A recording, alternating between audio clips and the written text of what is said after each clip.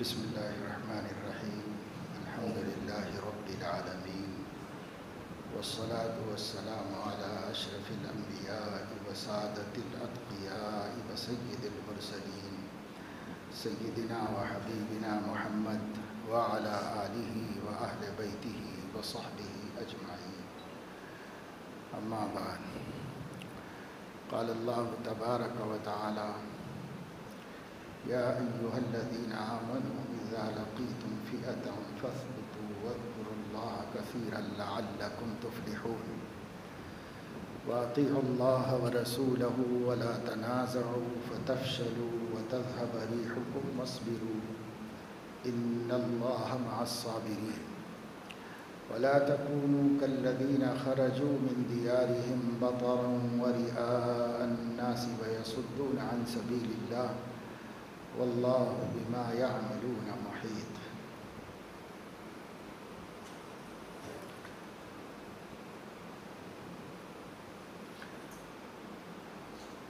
گزشتہ جمعے میں خطبہ مسنونہ میں یہی آیات تلاوت کی گئی تھی اور اس کی تمہیدی گفتگو میں وقت مکمل ہو گیا۔ آیت سے متعلق کچھ عرض نہیں کیا جا سکا اور یہی اصل مقصود تھا، اس لیے پھر انہی آیت کو تلاوت کیا گیا۔ اللہ تبارک و تعالی شانہ نے اس آیت میں حضرات صحابہ کرام رضوان اللہ علیہم اجمعین کو خوفناک حالات میں، دشمن سے مٹ بھیڑ کی صورت میں، مقابلے کے اوقات میں اپنا لائحہ عمل اور پروگرام کیسے بنانا چاہیے اور اس وقت کیا روش اختیار کرنی چاہیے، اس کی جانب رہنمائی فرمائی ہے اور توجہ دلائی ہے۔ دشمن سے یا کسی لشکر سے مقابلے کی مختلف صورتیں ہوتی ہیں۔ کبھی مقابلہ دو بدو ہوتا ہے، کبھی مقابلہ بالاسلحہ ہوتا ہے۔ جنگ و جدال کی آج کل جو آلات ہیں، اسباب ہیں، اور اس زمانے میں جو آلات و اسباب تھے ان اسلحہ سے مقابلہ ہوتا ہے، اور کبھی مقابلہ نظر و فکر کا ہوتا ہے۔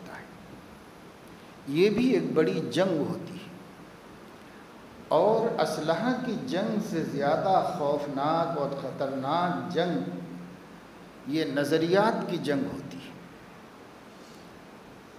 کیونکہ اسلحہ کی جنگ میں جان کے نقصان کے علاوہ مومن کے پاس کچھ اور نقصان نہیں۔ زیادہ سے زیادہ زخمی ہوگا اور زیادہ تو جان دے دے، اس سے زیادہ اس کو کوئی نقصان نہیں۔ زخمی ہوگا تو کوئی بات نہیں، اللہ تبارک و تعالی شانہ کے پاس صحیح بخاری میں حدیث ہے کہ جب زخمی آئیں گے، جہاد کے زخمی، تو اس حالت میں آئیں گے کہ اسی طرح زخمی ہوں گے جیسے میدان جہاد میں زخمی تھے، اور اسی طرح ان کے زخموں سے خون رس رہا ہوگا جیسے میدان جہاد میں زخم لگنے کے بعد رس رہا تھا۔ ان کے خون کا رنگ تو خون ہی کا رنگ ہوگا، لیکن اس کی خوشبو مشک کی خوشبو۔ یہ حضور اکرم صلی اللہ تعالی علیہ وسلم نے راہ خدا میں زخمی ہونے والوں کی بشارت سنائی کہ انہیں یہ شرف قیامت میں دیا جائے گا، اور اگر جان ہی دے دی اخلاص کے ساتھ راہ خدا میں دشمن دین کے مقابلے میں، تو اللہ تعالیٰ نے شہداء کو حیات ابدی عطا فرمائی ہے۔ قرآن میں منع کر دیا کہ راہ خدا میں جان دینے والے کو تم مردہ کہو، لا تقولوا لمن يقتل في سبيل الله اموات، مردہ مت کہو جو راہ خدا میں جان دیا ہے۔ وہ دیکھنے کے اعتبار سے ایک عارضی موت کا شکار ضرور ہوگا، لیکن اس کے فوراً بعد برزخ میں اللہ اس کو حیات ابدی عطا فرما دی۔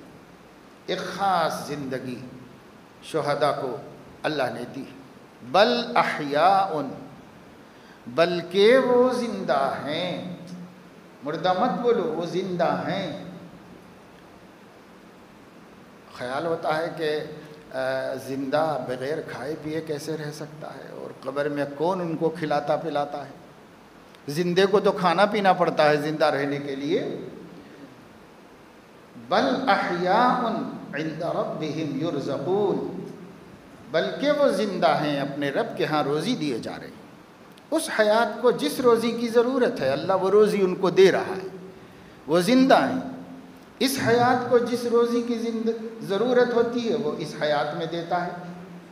اب برزخی حیات میں جون سی روزی ہوگی اللہ جانتا ہے، اس روزی کو انہیں دیا جاتا ہے۔ عند ربهم یرزقون، ہمیں یہ طمانینت بہت کافی ہے کہ اللہ فرما رہا ہے ان کا رب ان کو روزی دیتا ہے اور کھلاتا پلاتا ہے ان کو، بس یہ کافی ہے۔ اب کوئی اشکال نہیں رہا کہ وہ زندہ ہیں، تو لا تقولوا لمن يقتل في سبيل الله اموات بل احیاء عند ربهم یرزقون۔ یہ اللہ نے فرمایا شہید کو یہ مقام حاصل ہے، زخمی کو وہ مقام حاصل ہے۔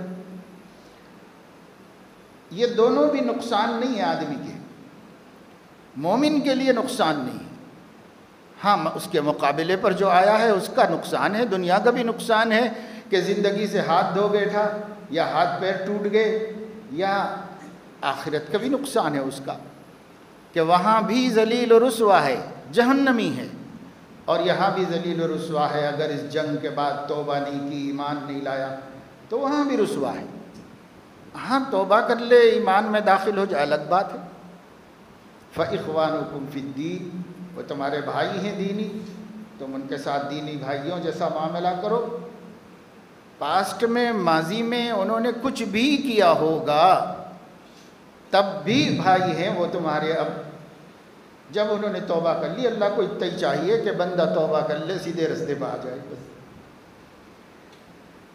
تو میں یہ عرض کر رہا ہوں جو ہماری جسمانی جنگ ہوتی ہے، جو ہم فزیکل لڑائی کرتے ہیں لوگوں کے ساتھ، اسلحہ کے ساتھ اور ہر زمانے کے اسباب کے ساتھ، تو اس لڑائی کا بھی بہت اونچا مقام ہے اور اس کو بڑا بلند ترین مرتبہ دیا گیا ہے کتاب و سنت کے اندر۔ اگر یہ اخلاص کے ساتھ ہو اور مقصود صرف اللہ کے حکم کی تعمیل ہو، اس میں نفسانیت نہ ہو، اس میں اپنی کوئی غرض نہ ہو، تب یہ بہت بڑا عمل ہے۔ وہ عمل اسلام ہے، نہ اس کو چھپایا جا سکتا ہے، نہ مٹایا جا سکتا ہے، اور نہ کسی کے ڈر سے اور کسی کے خوف سے ہم اس کو ظاہر کرنے سے رک سکتے۔ الحج والجہاد ماضیان الی یوم القیامہ، مسلمان اس کا نام لینے سے ڈر رہا ہے، مسلمان خوف زدہ ہے۔ اس کی وجہ یہ ہے کہ دنیا ہر طرح کے ظلم کرتی ہے لیکن اسے انصاف کے خانے میں ڈالتی ہے، اور مسلمان معمولی سی بھی غلطی کر بیٹھے تو اسے جہاد سے جوڑ کر اسلام کی اس عظیم الشان عبادت کو بدنام کرنے کی کوشش کی جاتی ہے۔ حکومتیں کیا کیا نہیں مظالم کر رہی ہیں، بڑے بڑے سپر پاورز نے غریب مملکتوں کو کس طرح گھلا کے رکھ دیا ہے، کس طرح ان کی چیخیں نکلوا دی ہیں، اور کس طرح ان لوگوں کو زندگیوں سے محروم ہونے پر مجبور کر دیا ہے۔ ان کے لیے گرین سگنل ہے، سب عفو ہے، سب معاف ہے، صرف اس وجہ سے کہ وہ سپر پاور ہیں، وہ جو چاہے دنیا میں کر سکتے ہیں۔ ان کے لیے ہیومن رائٹس نہیں ہے، ان کے لیے کوئی عالمی عدالت نہیں ہے، ان کے لیے کوئی اقوام متحدہ نہیں ہے، ان کے لیے کوئی آواز اٹھانے والا نہیں ہے۔ تو ہم آہ بھی کرتے ہیں تو ہو جاتے ہیں بدنام، وہ قتل بھی کرتے ہیں تو چرچا نہیں ہوتا۔ دنیا آنکھوں سے دیکھ رہی ہے، روز کا قصہ ہے۔ وہ قتل بھی کرتے ہیں تو چرچا نہیں ہوتا، اور قتل بھی نہیں، بستیوں کی بستیاں مٹا دیں، خاندان کے خاندان برباد کر دیں، چرچا نہیں ہوتا۔ لیکن ہماری زبان سے ایک لفظ بھی نکل جائے تو یہ جہادی لوگ، یہ آتنکواد ہے، یہ فلاں ہیں، یہ ایسے ہیں، یہ ایسے ہیں۔ تو دنیا نے ایک دوغلی پالیسی بنا رکھی ہے، ان کی مرضی ہے۔ اچھا انسان وہ ہوتا ہے جو ظاہر میں بھی ویسا ہی ہو، باطن میں بھی ویسا ہی ہو، زبان سے بھی وہی بولے، اپنے عمل سے بھی وہی دکھائے، دوسروں کو بھی وہی بات اچھی کہے جس کو خود بھی اچھی سمجھتا ہو۔ تو ایسے لوگ اچھے انسان ہوتے ہیں، چاہے ہندوؤں میں ہوں، عیسائیوں میں ہوں، یہودیوں میں ہوں، نصرانیوں میں ہوں، مجوسیوں میں ہوں، کوئی کسی مذہب میں ہوں، انسان تو اچھے ہیں، اچھے انسان کہلائے۔ لیکن جن کے ہاں دوہرا پن ہے، منافقت ہے، ان کے لیے الگ قانون، ان کے لیے الگ قانون، ان کے لیے الگ مسئلہ، ان کے لیے الگ مسئلہ۔ یہ اونچ نیچ ذات پات کے خلاف قوانین تو پاس کر دیے گئے، لیکن دنیا انسانیت کے ساتھ سلوک اونچ نیچ و ذات پات کا ہی رکھتی ہے۔ مذہبوں کی نظر سے دیکھا جاتا ہے، قوموں کی نظر سے دیکھا جاتا ہے۔ تو خیر، یہ جتنے مقابلے ہیں میں نے بتایا کہ اس میں اگر مومن کا کوئی نقصان ہے، یا تو جسم کا نقصان ہے یا جان کا نقصان ہے، اور اس کے علاوہ کوئی نقصان نہیں ہے، اللہ کے ہاں سراسر کامیاب ہے۔ ہر حال میں اللہ کا منظور نظر اور محبوب نگاہ ہے اللہ کا، ہر حال میں۔ بس اتنا ہے کہ نیت صحیح ہونی چاہیے، نیت میں کھوٹ نہیں ہونا چاہیے، عمل اللہ کے لیے ہونا چاہیے بس۔ لیکن اس کے مقابلے میں جو نظریاتی جنگ ہوتی ہے، جو افکار اور خیالات کی جنگ ہوتی ہے، جو علمی جنگ ہوتی ہے، جس میں عقیدوں سے بحث کی جاتی ہے، جس میں اپنی اپنی آئیڈیالوجی اور اپنے اپنے ذہن کے سمجھی ہوئی چیزوں کو ایک دوسرے کے سامنے لڑایا جاتا ہے، یہ بھی ایک جنگ ہے، یہ فکر کی جنگ کہلاتی ہے۔ اس جنگ سے اگر مومن ٹکرائے گا تو مومن کے لیے بہت بڑا نقصان ہے جو اس جنگ میں نہیں ہوتا۔ میں نے بتایا اس جنگ میں زیادہ سے زیادہ جان کھوئے گا، اس جنگ میں ایمان بھی کھو سکتا ہے، اس لیے یہ خطرناک جنگ ہے، یہ بڑی خوفناک جنگ ہے۔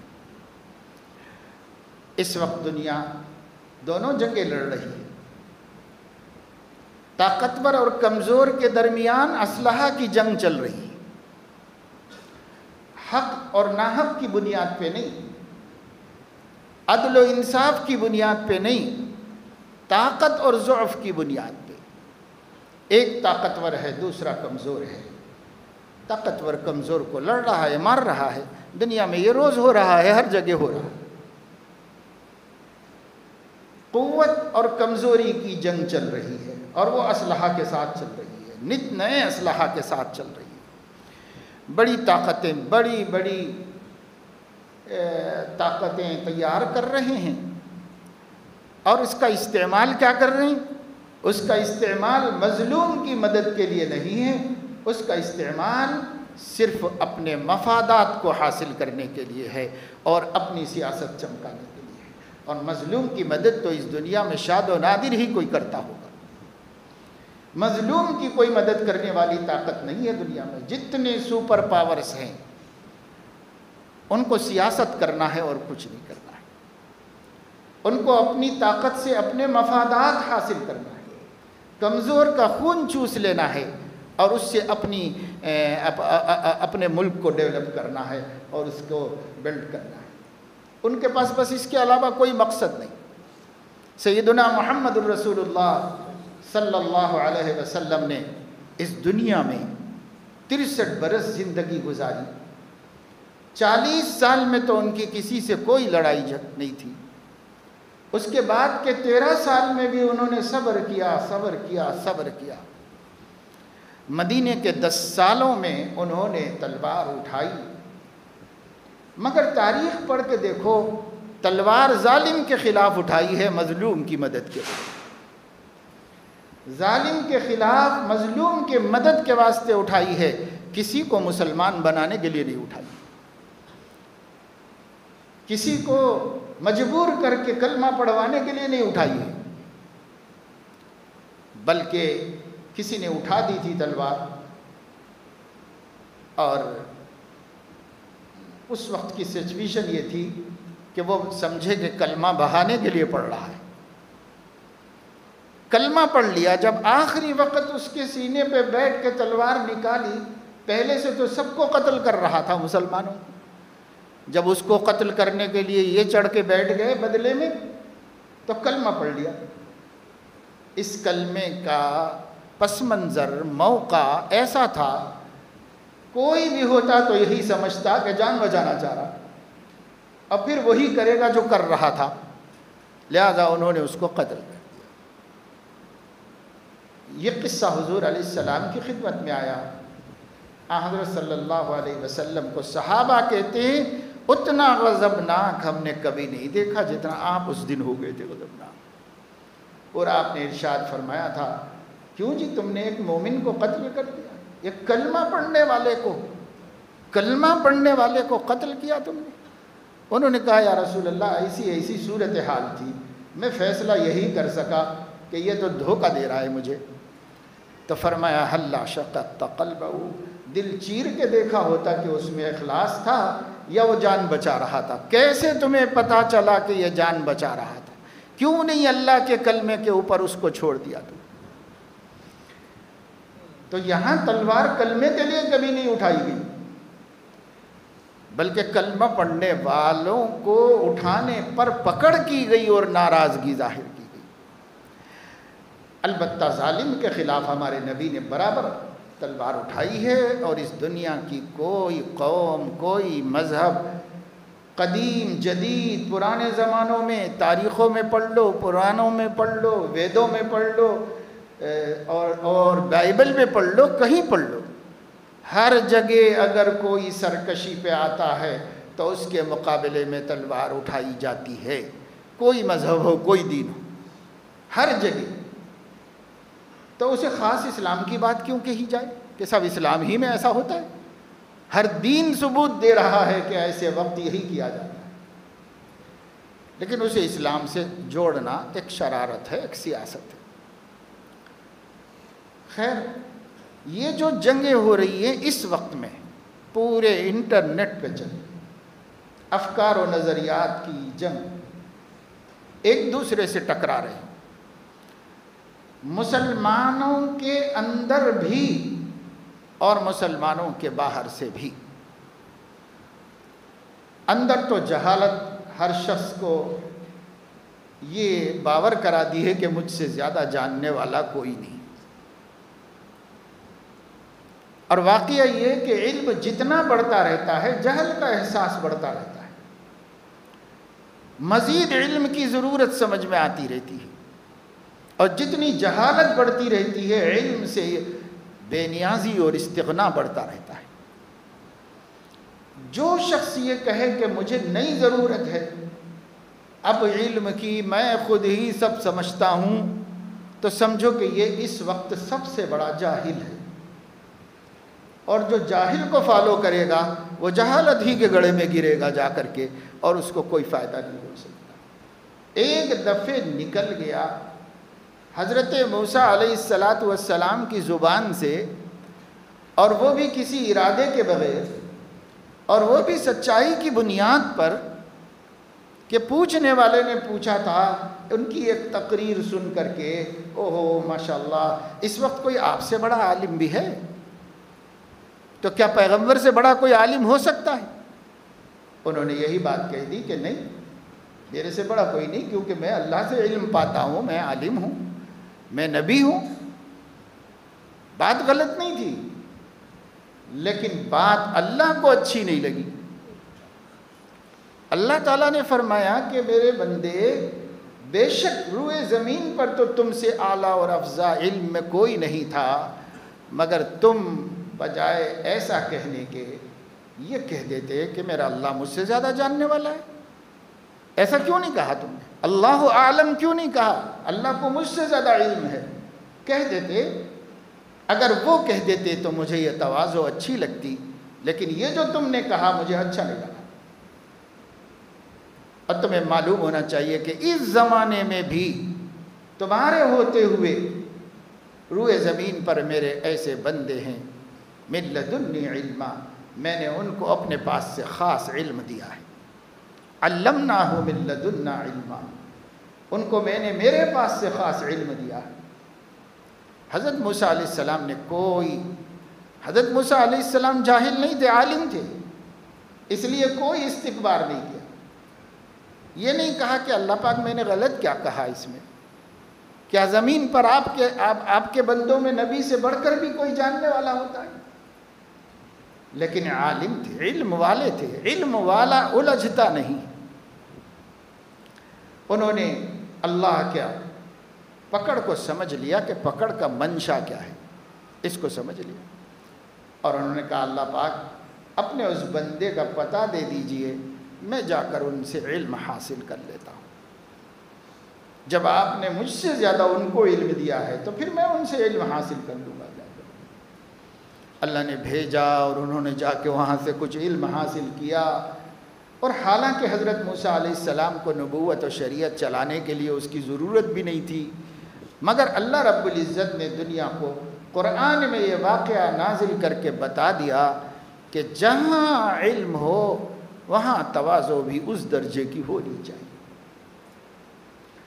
صورتاً بھی ظاہراً بھی الفاظ میں بھی کسی قسم کی بڑائی تعلی نہیں ظاہر ہونا چاہیے۔ حقیقتاً تو حضرت موسیٰ میں کوئی تکبر نہیں تھا، وہ اللہ کے نبی تھے، اولو العزم پیغمبر تھے، سراپا بندے تھے، عبدیت کی شان میں تھے۔ صورتاً ایسا ہو گیا، دیکھنے میں ایسا ہو گیا، دیکھنے میں جیسا لگا وہ بھی اللہ نے پسند نہیں کیا۔ اور آج دنیا میں ہر شخص مدعی ہے کہ میرے سے بڑا کوئی عالم نہیں، جو میں نے سمجھا ہے وہی قرآن ہے، جو میں نے سمجھا ہے وہی حدیث ہے، مجھے کسی سے رجوع کرنے کی ضرورت نہیں، میں سلف صالحین اور صحابہ تابعین محدثین فقہا کسی کی مجھے ضرورت نہیں ہے، میں ہی سب سمجھتا ہوں، میں سب جانتا ہوں۔ بس اب اس کو اندھا دھن سمجھنا اپنی عقل سے، اور اسی سمجھے ہوئے کو تبلیغ کرنے کے لیے نیٹ پہ ڈال دینا، اور اسی کو صحیح قرار دینا، اسی کے لیے دلیلیں لانا، اور اسی کے لیے قرآن پیش کرنا، اور اسی کے لیے حدیث پیش کرنا۔ یعنی اب قرآن حدیث ایسے لوگوں کے لیے صرف اس لیے رہ گیا کہ ان کے دماغوں کی پیداوار کو ثابت کرے، بس اس کے لیے قرآن حدیث ہے۔ ان کا دماغ اس لیے نہیں رہا کہ قرآن حدیث سے علم لے کر اس کی روشنی لے کر اپنی زندگی کو درست کرے، اس لیے قرآن حدیث ہے کہ ان کے دماغوں کی پیداوار کو ثابت کرتے رہے، بس اس کے لیے قرآن حدیث ہے۔ الٹا کر دیا، خرد کا نام جنوں رکھ لیا، جنوں کا نام خرد، جو چاہے تیرا حسن کرشمہ ساز کرے۔ سب الٹ پلٹ کر دیا پورے دین کو۔ کبھی کسی زمانے میں لوگوں میں دین ایسا نہیں تھا جیسے آج بن گیا ہے، کچومر چٹنی بنا دیا ہے، جو جس کے سمجھ میں آیا سب لے جا کر کے ڈال دیا ہے۔ آج اسلام کے نام سے انٹرنیٹ کے اوپر ایک کباڑ خانہ ہے، سب لوگ اپنا کچرا لے جا کے جہاں پھینکتے ہیں وہ کباڑ خانہ ہے۔ اس طرح انٹرنیٹ پر اسلام کے نام سے ایک کباڑ خانہ بنایا گیا ہے۔ ہر آدمی اپنے دماغ کے فطور کو، اپنے جنون کو، اپنے پاگل پن کو اسلام کا نام دے کے اس کچرے کنڈی میں ڈال رہا ہے، اور اس کچرے کے چننے والے بڑے بڑے ایجوکیٹڈ لوگ ہیں، بڑے بڑے پڑھے لکھے لوگ ہیں، جو وہ کچرا چن کے اپنا دین بنا رہے ہیں، اس کچرے سے اپنا ایمان بنا رہے ہیں۔ یہ آج افکار کی جنگ ہے، لڑی جا رہی ہے۔ ایک آدمی کچھ کہتا ہے، اس کے پیچھے تبصرے آتے ہیں، آپ لوگ زیادہ جانتے ہیں تبصرے۔ ایک بات آئے گی، ہر آدمی اپنی رائے دینا شروع کرے گا اس کے پیچھے، دیتے دیتے، چاہے وہ بات کسی بڑے سائنٹسٹ کی ہو تو معمولی اسٹوڈنٹس بھی تبصرہ کرنا شروع کریں گے. وہ بات کسی بڑے اسلامی اسکالر کی ہو تو معمولی طالب علم اس کے اوپر حملے کرنا شروع کر دیتے ہیں. جن کے پاس علم کا وفور نہیں، جن کے پاس مطالعے کی وسعت نہیں، جن کے پاس قرآن و حدیث کے مقاصد کا پتہ نہیں، بس یوں ہی اپنی معلومات ہیں، اپنی معلومات سے چل رہا ہے. دعوت آ رہی ہے، اس کا رد آ رہا ہے، کوئی پیش کر رہا ہے، اس کا مقابلہ کر رہا ہے، پھر ایک تائید میں کھڑے ہو جا رہا ہے، پھر ایک اختلاف میں کھڑا ہو جا رہا ہے. یہ ہے جنگ افکار و نظریات، یہ فکر و نظر کی جنگ ہے جو چل رہی ہے. اب آپ سوچئے کہ یہاں جا کر ایک آدمی فیصلہ کیسے کرے کہ اس میں سے حق کیا ہے، باطل کیا ہے، میں کس کی حمایت کروں، کس کی حمایت نہ کروں، میں کون سی چیز اپنی آخرت بنانے کے لیے صحیح سمجھ کر قبول کروں اور کون سی چیز کو رد کر دوں. اس کے پاس پیمانہ کیا ہے؟ اس کے پاس کوئی پیمانہ نہیں. البتہ عالم کے پاس پیمانہ ہے کتاب و سنت کا. وہ کتاب و سنت پہ پرکھ کر اس کو دیکھیں گے، اور کتاب و سنت کی بھی اندھا دھن پیمانہ نہیں بنتے. کتاب و سنت بھی کچھ اصول و قواعد کی روشنی میں ایک کسوٹی بنتے ہیں. اس کے اوپر رکھو اور دیکھو کہ سچ کیا ہے، غلط کیا ہے. یہ جو استفادہ کر رہے ہیں اس نظریاتی جنگ میں گھس کر کے کسی سائیڈ ہو گئے ہیں، کسی ایک کے حامی ہو گئے ہیں، اور اس کی تعریفیں کرنے والے اور اس کو فالو کرنے والے اور لوگوں کو اس سے جوڑنے والے اور اس کی باتوں کو فارورڈ کرنے والے اور ہر ایک تک پہنچانے والے، یہ جو لوگ ہو گئے ہیں، کیا ان کو پتہ ہے کہ قرآن کریم سے کیسے استدلال کیا جا سکتا ہے؟ کچھ نہیں پتہ ہے ان کو. وہ جانتے ہی نہیں کہ قرآن سے مسائل کا استنباط کیسے ہوتا، مسئلہ کیسے نکالا جاتا ہے. انہیں پتہ ہی نہیں. انہیں پتہ ہی نہیں کہ حدیثوں کو کیسے سمجھا جاتا ہے. بھائی قرآن حدیث تو وہ ہے، اگر نبی نہ سمجھاتے تو صحابہ کی بھی سمجھ میں نہ آئے. کچھ موٹی موٹی باتیں ایسی ہوتی ہیں کتاب و سنت میں جس کو کسی کے سمجھانے کی ضرورت نہیں. اگر وہ عربی جانتا ہے خود ہی سمجھ جائے گا، نہیں تو ٹرانسلیشن اس کا جانتا ہے، اس کو مل گیا ہے تو سمجھ لے گا، کوئی بات نہیں. جیسے یہ کہا گیا قرآن میں کہ کسی کے پیٹھ پیچھے برائی مت کرو، سمجھ میں آ گیا، ہر کسی کو سمجھ میں آتا ہے، اس میں کیا ہے. قرآن میں کہا گیا ہے کہ اللہ جھوٹوں کو پسند نہیں کرتے اور ان پر لعنت فرماتے ہیں. تو جھوٹ کس کو بولتے سب کو معلوم ہے. قرآن کی آیت کوئی بھی سمجھ لے گا، ایک بچے کے سامنے پڑھ کے سنا دیجئے وہ بھی سمجھ لے گا. لیکن قرآن میں عقائد کی باتیں بھی ہوتی ہیں. قرآن میں اللہ تعالیٰ کی ذات کے بارے میں بھی ہوتا ہے، قرآن میں اللہ کی صفات کے بارے میں بھی ہوتا ہے. معاش یعنی اس دنیا کی زندگی سے متعلق بھی باتیں ہوتی ہیں. معاد یعنی مرنے کے بعد کے احوال کی بھی خبریں ہوتی ہیں. اب اس کے سمجھنے کے لیے بہت عقل کی اور سمجھ کی ضرورت ہوتی ہے. یک من علم را دہ من عقل باید، یہ پہلے زمانے میں ایک فارسی زبان کا مقولہ ہے جو ہر زبان میں اپنے زبان کے محاورے میں موجود ہے. کسی سے بھی پوچھو، ایک من علم کے واسطے، من ایک وزن ہے، ایک من علم کے واسطے 10 من عقل کی ضرورت ہے اس کو سمجھنے کے واسطے. اگر دنیا کے علوم سمجھنے کے لیے عقل اور فہم اور اس کی روشنی کی ضرورت ہے تو اللہ رسول کی باتیں سمجھنے کے لیے کوئی بھی اندھا کھڑا ہو جائے اور یہ کہے کہ میں سب سے زیادہ سمجھاؤں، میں ہی صحیح سمجھاؤں، تو کیسے اس کو مانا جا سکتا ہے؟ تو یہ جنگ ہے. اب یہ جنگ جو خود مسلمانوں کے اندر چل رہی ہے، پوری دنیا کے ممالک کہیں بھی کوئی بندہ رہتا ہو وہ نیٹ سے جڑ جا سکتا ہے اور جڑ کر اس پہ اپنے نظریات و خیالات کو پیش کر سکتا ہے. اسی کو خالص توحید، اسی کو خالص حقیقی اسلام بتا سکتا ہے. تو اس طرح کون کیا سمجھ رہا ہے دنیا بھر میں، لاکھوں خیالات و نظریات کا ایک جنگل بن گیا ہے. وہ نیٹ جال تو جال ہی ہے، وہ ہر چیز کا جال ہے. کسی چیز کے بھی اندر ہم کسی صحیح نتیجے پر نہیں پہنچ پاتے. تو دنیا کے مسائل کو ہم کو کوئی اہمیت نہیں دیتے، اہل دنیا خوب سمجھیں، لیکن اپنا دین، اپنا ایمان، اپنا عقیدہ، آخرت کی تیاری اور اس کے لیے اس دنیا میں اپنے نظریے کا صحیح ہونا، اپنے فکر و اپنے خیال کا وہی ہونا جو حضرت محمد صلی اللہ علیہ وسلم نے صحابہ کو دیا تھا، یہ معمولی کام تو نہیں ہے، کھیل تماشا تو نہیں ہے، یہ تو زندگی کا مقصد حقیقی ہے ایمان والوں کے نزدیک۔ اس میں کسی فریب و دھوکے کے شکار نہیں ہونا چاہیے۔ اور جو دوسری نظریاتی جنگ چل رہی ہے وہ اسلام اور کفر کی چل رہی ہے۔ اسلام ایک دین ہے، کفر سینکڑوں دین ہیں، اس میں ایک دین نہیں ہے، سارے دین اس کے علاوہ، اسلام کے علاوہ جتنے دین ہیں سارے وہ کفر میں داخل ہے۔ ایک اسلام ہے، یہ جنگ اسلام اور کفر کی لڑی جا رہی ہے۔ ایک طرف اسلام ہے اور ایک طرف کفر ہے، اس میں یہودیت بھی ہے، عیسائیت بھی ہے، نصرانیت بھی ہے۔ اب بالخصوص ہمارے ملک میں اس وقت ملک کے جو حکمراں ہیں ان کے عقیدے اور ان کے خیالات اور ان کی اپنی تھیوری، ان کی آئیڈیالوجی، وہ سب ایک طرف ہے۔ ایک طرف اسلام ہے جو صرف کتاب و سنت کا نام ہے، یہ اسلام ایک طرف ہے، ایک طرف یہ ہے۔ ان کو آج تک اس کی توفیق نہیں ہوئی کہ وہ بائبل کی شرح لکھیں،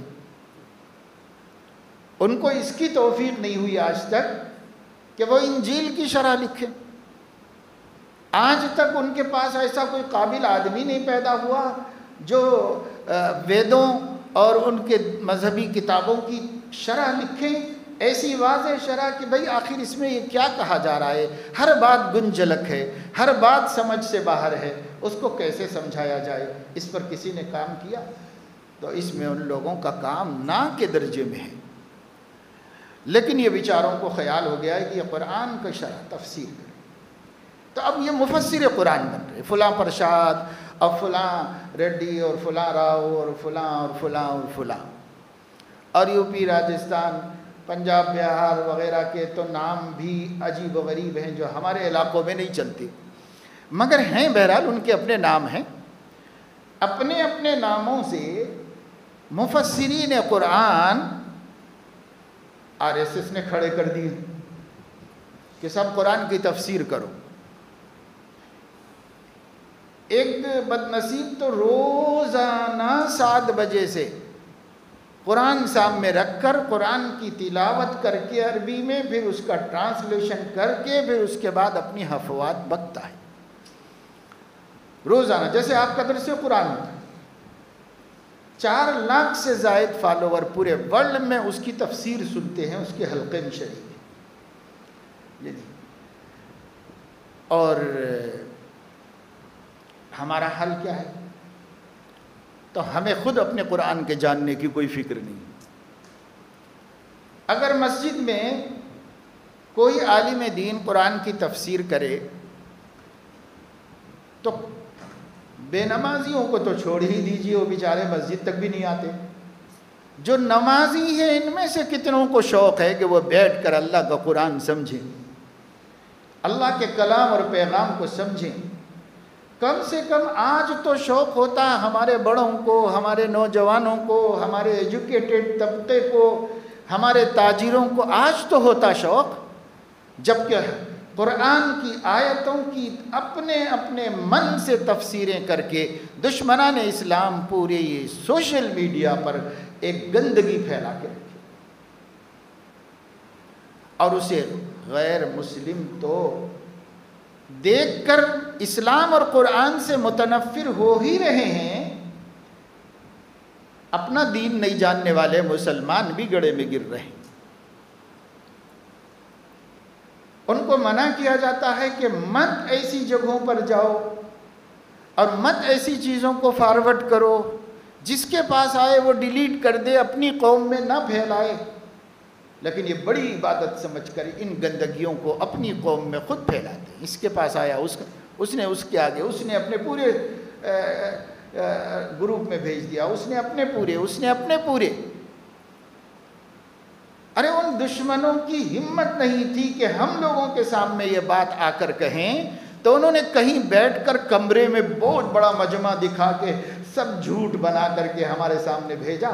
ایک مسلمان تک پہنچتے ان کو یقین ہے کہ سارے مسلمانوں میں پہنچ جائے گا۔ ہم نہیں پہنچا سکتے مگر وہ خود پہنچا لیں گے۔ اس ہماری جہالت کا، حماقت کا، ناعاقبت اندیشی کا، اپنے عقلوں میں روشنی کی کمی کا فائدہ اٹھا رہا ہے ہمارا دشمن۔ ہم سے کرا رہا ہے کام، جو کام خود نہیں کر سکتا تھا وہ ہم سے کرا رہا ہے۔ کیا یہ بڑے بڑے مائی کے لال آ کے کسی مسلمانوں کو کہیں جوڑ کے سنا سکتے ہیں؟ یہ کہیں بتا سکتے ہیں؟ مسلمانوں کے دیہات میں جا کے کسی گاؤں کے مسلمانوں کو سنا سکتے ہیں؟ جرأت ہے ان کے اندر؟ نہیں ہے۔ یہ تو ایک اسٹوڈیو میں بیٹھے ہوئے ہیں اور وہاں بیٹھ کر اپنے بہت سارے سامعین دکھا رہے ہیں اور اس کے اندر بڑے سے کام کر رہے ہیں اور بتا رہے ہیں اور سنا رہے ہیں، بند کمرے میں سیف سیکورٹی میں محفوظ رہ کر۔ اور اس کے بعد انہوں نے چپکے سے آگے بڑھا دیا، اور جیسے انہوں نے آگے بڑھا دیا، ان کے ایجنڈوں میں دو چار لوگوں نے دو چار اپنے مسلمانوں کے پاس بھیج دیا۔ اب مسلمانوں نے دیکھتے دیکھتے 2 دن 3 دن بہت کافی ہیں، پورے مسلمانوں کا جی جلانے کے واسطے مسلمانوں میں پھیلا دیا۔ کون کر رہا ہے ہماری تکلیفوں کا سامان؟ دشمن کا کام تو ستانا ہی ہے۔ آپ کیا راحت پہنچا رہے ہیں اپنی قوم کو؟ آپ کیا ان کو تکلیف سے بچانے کی کوشش کر رہے ہیں؟ اگر ایسا ہوتا کہ غلطی سے بھی کسی مسلم کے فیس بک پر یا ٹویٹر پر یا کہیں بھی آ جاتا اور وہی اسی وقت ڈیلیٹ کر دیتا کہ یہ ہمارے بعد کسی اور کو نہ معلوم ہو، تو وہ لوگ فیل ہو جاتے۔ لیکن وہ لوگ کامیاب ہیں، اس لیے کہ یہ قوم پھیلائے گی، یہ قوم سب کو سنائے گی، یہ قوم سب تک پہنچائے گی۔ تو کیا کرتے ہیں دوستو؟ ہم یہ حق اور باطل کی جنگ کا وقت ہے اور یہ جنگ نٹ پر لڑی جا رہی ہے۔ آپس میں مباحثے، مناظرے تقریباً ختم ہو چکے۔ اب کوئی کسی سے بات نہیں کرتا۔ وہ پہلے بڑے بڑے جیالے اور ہمت والے لوگ تھے، دیانند سرسوتی اور ایسے بڑے بڑے عیسائیوں کے مناظر، جو ایک ایک مسلمان کو للکار کر بڑے بڑے علماء کے ساتھ بیٹھ کر اپنے مذہب اور اسلام کے بارے میں ڈسکشن کرتے تھے۔ اور اللہ کا شکر ہے کہ اس وقت اس ملک کے علماء نے ہر محاذ پر ان کو شرمندہ کیا اور رسوا کیا، حق کو پیش کر کے ان کے باطل کی وہ جیت نہیں سکے۔ کہیں سے جوتے لے کے بھاگے اور کہیں اسٹیج چھوڑ کے غائب ہو گئے اور کہیں اسٹیج کے نیچے ملے۔ کوئی راستہ نہیں تھا ان کے لیے کہ وہ ثابت کر سکیں کہ ہمارا دھرم اچھا ہے، سچا ہے۔ حالانکہ مسلمانوں نے ان کے خلاف کوئی لڑائی نہیں لڑی تھی، حالانکہ مسلمان یہ معرکہ نہیں لڑ رہے تھے کہ آپ کا مذہب غلط ہے۔ خود ہی آئے مقابلے میں اسلام کے اور خود ہی آ کر خود ہی رسوا ہوئے۔ ایک سر آتھم تھا عیسائیوں کا، کیا نہیں کیا اس نے، اتنا ذلیل ہوا کہ ہندوستان چھوڑ کے مصر بھاگ گیا۔ اب مصر کے مسلمانوں کو چیلنج کرتا تھا۔ جب وہاں کے گورنر نے مکے کو لکھا، مکے کے گورنر کو، کہ بھائی ایسا ایک شخص چیلنج کر رہا ہے کہ کوئی آج تک جواب نہیں دے سکا، اور میں ہندوستان کے سارے علماء کو ہرا کر ان کا اسلام غلط ثابت کر کے یہاں آیا ہوں، اب کوئی ہے مائی کلال تو میرے مقابلے میں آئے۔ وہ کہہ رہا ہے کوئی عالم بھیجو مکے سے، مدینے سے۔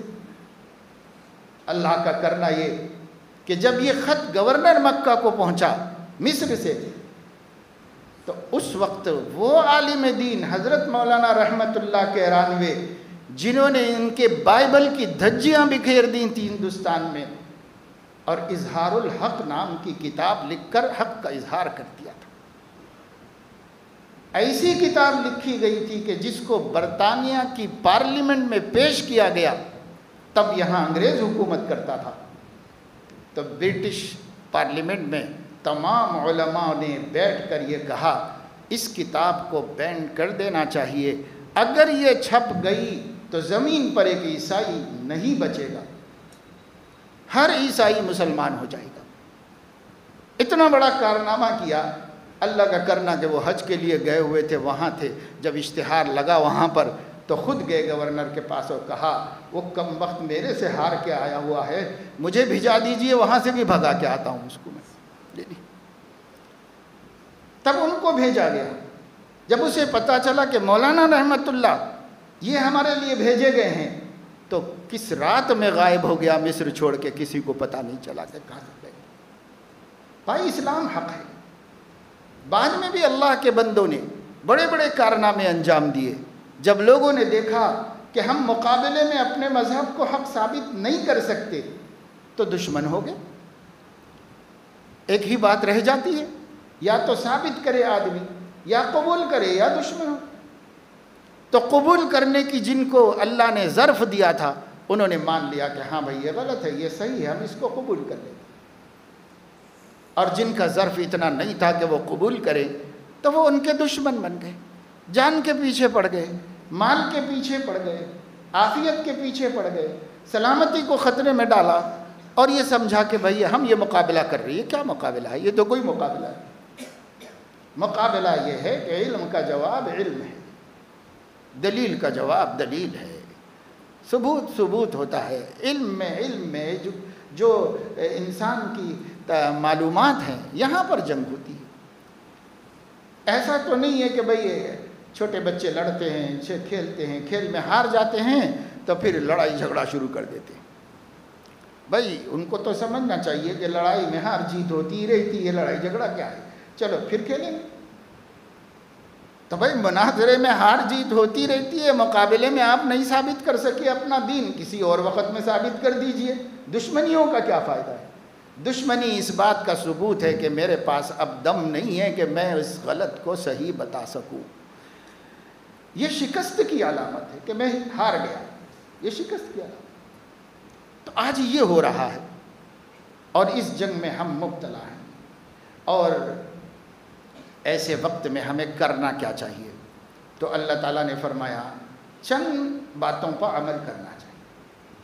یا ایھا الذین آمنوا اذا لقیتم فئۃ، لوگوں جب تمہارا کسی سے مقابلہ ہو جائے، فاثبتوا، نمبر 1 ثابت قدم رہو، ہمت نہیں ہارو، بزدل مت بنو، مایوسی کو قریب میں مت آنے دو، چاہے مقابل کتنا طاقتور کیوں نہ ہو اور مقابل کتنی پوری قوت سے کیوں نہ آیا ہو. فاثبتوا، جمے رہو، اپنے قدم ہلنے مت دو.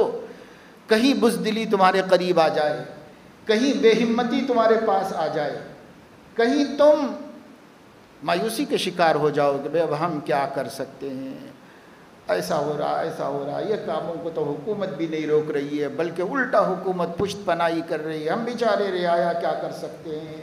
ایسا نہیں. اللہ فرما رہے ہیں فاثبتوا، ہمت سے رہو، جمے رہو. ہمیں دین نہیں چھوڑنا ہے، ہمیں اس اسلام کی عظمت کے ساتھ ہی جینا ہے.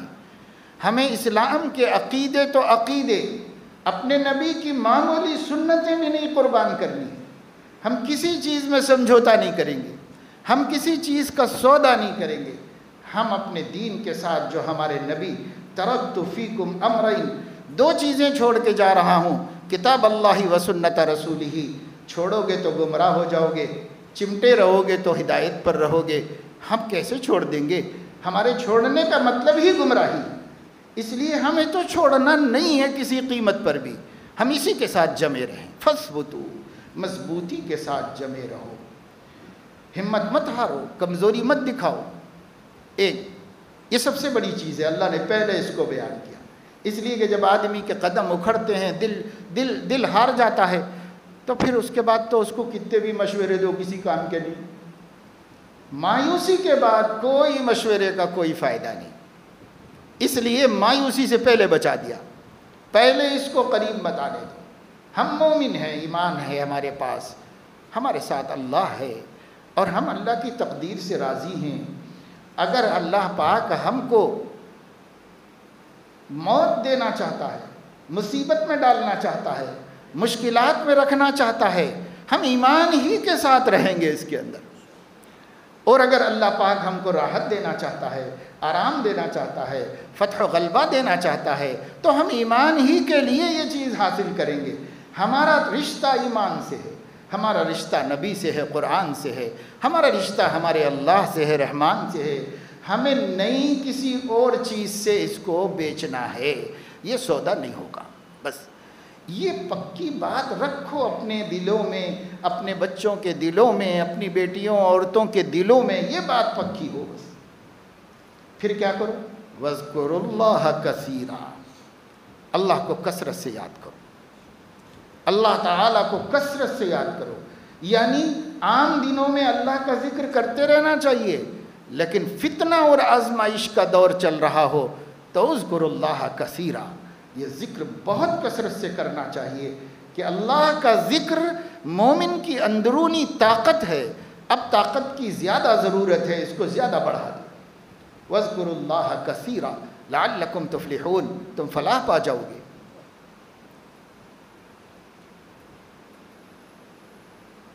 اور اس کے آگے اللہ رب العزت نے فرمایا وَأَطِيعُوا اللَّهَ وَرَسُولَهُ، اللہ رسول کی اطاعت کرو. نافرمانیوں کے ساتھ، گناہوں کے ساتھ، اللہ تعالیٰ کی بغاوت کے ساتھ کامیابی نہیں مل سکتی. آپ دیکھتے ہیں دنیا کے قوانین کو، ہمارے ملک کا قانون بھی اس بات کو واضح طور پر بیان کرتا ہے کہ ملک کے شہریوں کی غلطیاں اور ملک کے شہریوں کی خلاف ورزیاں قابل برداشت ہیں. انہیں عدالت میں چیلنج کیا جائے گا، اور ان کو اگر کوئی سزا دینا ہے تو دیں گے، معاف کرنا ہے تو معاف بھی کر دیں گے. لیکن کوئی شہری مملکت سے بغاوت کرے تو اسے معاف نہیں کیا جائے گا، اس کے ساتھ کوئی رعایت نہیں کی جائے گی. یہ ہر دنیا کی ہر کنٹری کا یہی قانون، اور احکم الحاکمین کا بھی یہی قانون ہے. ہم بغاوت کو نہیں برداشت کریں گے، بندگی کے ساتھ تمہارے بڑے بڑے قصور معاف کر دیں گے، تمہاری غلطیاں درگزر کر دیں گے. بغاوت قابل قبول نہیں ہے، بغاوت کو ہم نہیں معاف کریں. اس لیے گناہ ہو جائیں تو بھی یہ بغاوت نہیں کہلاتی. گناہوں پر نڈر ہو جانا، بے خوف ہو جانا، اصرار کرنا، کوئی پرواہ نہ کرنا اللہ تعالیٰ کی ممانعت کی، اس کو کہتے ہیں بغاوت. تو بغاوت پر قوم مترائی ہے تو کیسے اللہ کی مدد آئے گی؟ تو اس لیے اطیعوا اللہ ورسولہ، حالات کا مقابلہ ثابت قدمی سے کرو، ذکر کی کثرت سے کرو، اللہ رسول کی اطاعت کرتے ہوئے کرو. ولا تنازعوا، چوتھا کام یہ کرو کہ آپس کی رنجشیں ختم کرو، آپس کے اختلافات کو ختم کرو، ایک بن جاؤ، ایک قوت اور ایک طاقت بن جاؤ. اس لیے کہ جو بکھرے ہوئے ہیں تو ان کو کوئی بھی سنبھال نہیں سکتا، ہر کوئی ان کے اوپر ہاتھ ڈالتا ہے اور ان پر حملہ کرتا ہے. ایک ہو جائیں تو بن سکتے ہیں خورشید مبین، ورنہ ان بکھرے ہوئے تاروں سے کیا بات بنے، بکھرے ہوئے تاروں سے کیا روشنی ملے گی. جب یہ تارے سب اکٹھے ہو جائیں تو ایک خورشید بن جائیں گے، ایک سورج بن جائیں گے جو روشنی دیں گے. ہم بکھرے ہوئے تارے ہیں، سب کے دلوں میں ایمان کے چراغ ہیں، روشن ہیں، لیکن بکھرے ہوئے ہیں. اگر ہم یہ رنجشیں ختم کر لیں، اور ساری رنجشیں انانیت کی وجہ سے آتی ہیں، انانیت کو قربان کر کے تواضع پیدا کر لے تو آپس میں مودت محبت ہو جائے گی. اپنے اپنے طریقوں پر رہو، اپنی اپنی جماعتوں میں رہو، لیکن ایک دوسرے کا احترام کرو، ایک دوسرے کو عزت دو کہ سب ہمارے بھائی ہیں. اگر یہ چیز پیدا ہو جائے، لا تنازعوا، چوتھی نصیحت اللہ فرما رہے ہیں، جھگڑا مت کرو. خاص طور سے ایسے موقع پہ جھگڑے مت کرو. کیوں؟ فتفشلوا وتذهب ريحكم، تم کمزور پڑ جاؤ گے، تمہاری ہوا اکھڑ جائے گی. اس لیے ایسا مت کرو، منازعہ مت ہو، آپس میں اختلافات مت پیدا کرو. دین کے اعتبار سے، مسائل کے اعتبار سے مسلمانوں کے جماعتوں میں جو مسلمان اسلام کے اندر ہیں اختلافات ہو سکتے ہیں، آج سے نہیں ہے، صدیوں سے چلے آ رہے، رہنے دو، اس کے باوجود محبت سے رہو، اس کے باوجود ایک دوسرے کے ساتھ مودت کا معاملہ کرو، نہیں تو تمہاری ہوا اکھڑ جائے گی، تم کچھ نہیں کر سکو۔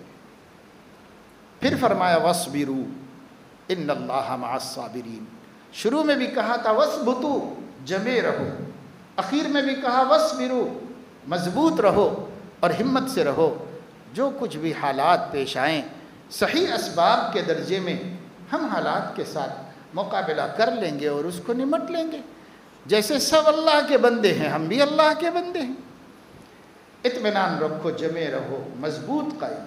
یہ صبر کے معنی یہ نہیں ہے کہ ایک شخص آپ کو ٹھوک رہا ہے اور آپ صبر کر رہے ہیں، صبر کے یہ معنی نہیں ہے۔ صبر کے معنی ہے ثابت قدم رہو، جمے رہو، پھسلنے نہ پاؤ، گڑبڑ مت کرو، منافق مت بنو، سودا بازی مت کرو، پیسے کھا کے دین نہ بیچو۔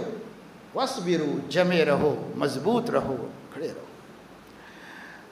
پانچویں بات فرمائی وَلَا تَكُونُوا كَالَّذِينَ خَرَجُوا مِن دِيَارِهِمْ بَطَرًا وَرِئَاءَ النَّاسِ، ایسے مت بنو جیسے کچھ لوگوں نے غرور کے ساتھ نکل کر کہا ہم کو کون نقصان پہنچا سکتا ہے، ہم کو کون ہرا سکتا ہے، ہم کو ایسے ڈینگے مار رہے ہیں۔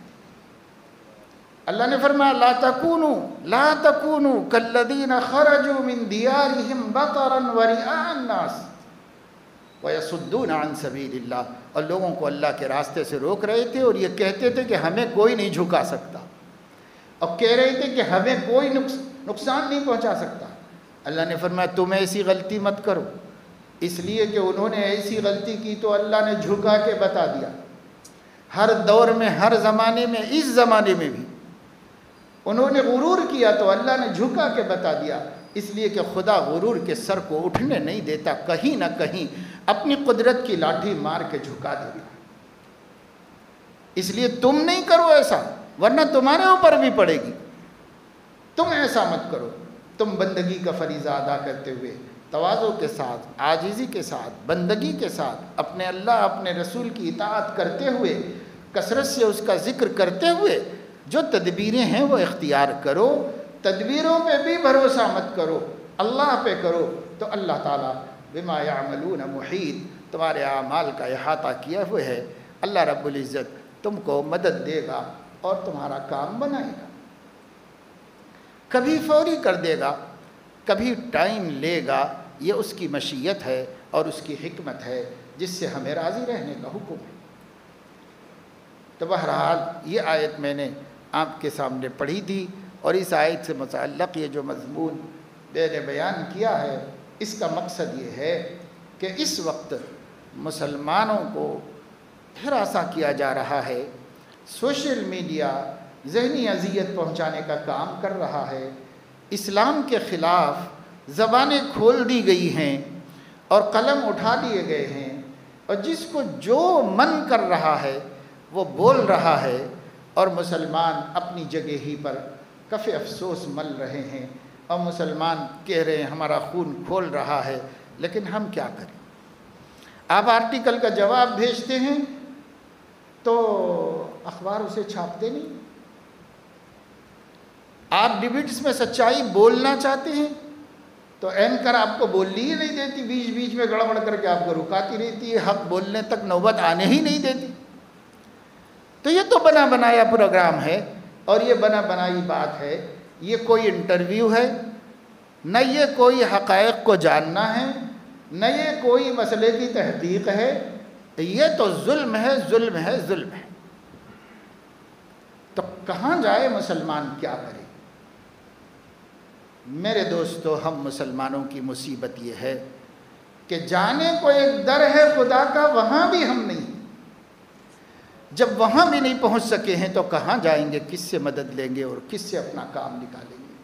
اس لیے یہ آیت کریمہ کو رہنما بناؤ، اس کی روشنی میں ہم اپنے طرز عمل کو بدلیں، نہ مایوس ہوں، نہ بے ہمت ہوں، نہ حوصلے توڑیں، نہ نادانی کے کام کریں، بلکہ حکمت، مصلحت، صبر، اللہ کے ذکر، اطاعت خدا و رسول، اور اس کے ساتھ ساتھ آپس کے اتحاد میں ہم اس کو عمل میں لائیں۔ انشاءاللہ نہ کبھی اسلام دبنے کے لیے آیا تھا، نہ آج دبا ہوا ہے، نہ کبھی دبے گا۔ اس واسطے کہ اسلام کی فطرت میں قدرت نے لچک دی ہے، اتنا ہی یہ ابھرے گا جتنا کہ دبائیں گے۔ کچھ سازشیں ہو رہی ہیں، الٹی پڑے گی، کچھ کام ہو رہے ہیں جو نقصان انشاءاللہ اللہ کے مخلص بندوں کو نہیں دے گا۔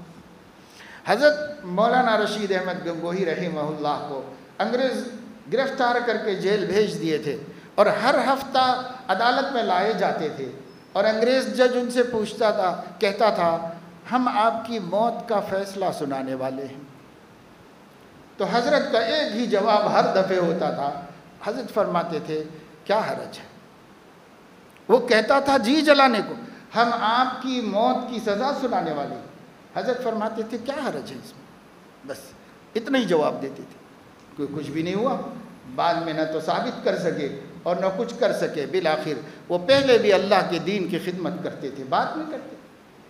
مجدد الفسانی رحمۃ اللہ علیہ کو بھیج دیا گیا گوالیار کی جیل میں،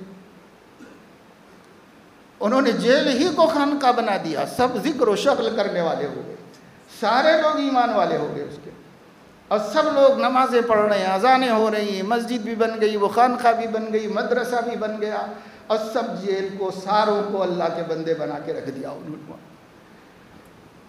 اللہ تعالیٰ اپنے فضل و کرم سے ہمیں بزدلی سے، بے ہمتی سے محفوظ رکھے، اور اپنے سے لو لگانے اور اپنے حبیب کی سچے بندے، سچے امتی بننے کی توفیق نصیب فرمائے، اور قرآن کی عظمت نصیب فرمائے، دین پر جمنا آسان فرمائے، آمین۔ وآخر دعوانا الحمد